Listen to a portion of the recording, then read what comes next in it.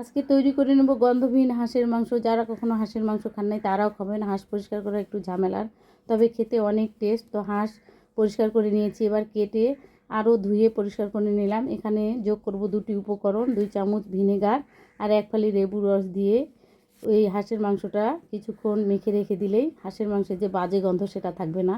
তো এখানে পাটায় বেটে নেব আদা, রসুন আর শুকনো মরিচ, আর দিয়ে দিয়েছি জিরা, ধনিয়া, সাদা এলাচ। আর এখন কড়াইয়ে তেল গরম করলে দিয়ে দেব গরম মশলার ফোড়ন, তারপরে পেঁয়াজ কুচি কিছুক্ষণ ভেজে নিয়ে দিয়ে দেব বাটা মশলাগুলো।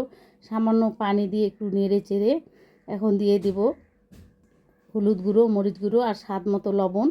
তারপর আরও কিছুক্ষণ নেড়ে নিব, মশলাটা কষিয়ে নিব তেল বের হওয়া পর্যন্ত।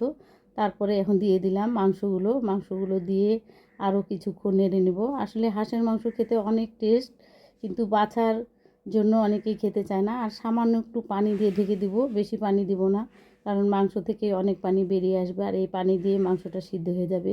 এখন দিয়ে দিলাম আস্ত রসুন। মাংসে রসুন দিলে আমার কাছে খেতে অনেক ভালো লাগে, আমার বাড়ির সবাই অনেক পছন্দ করে।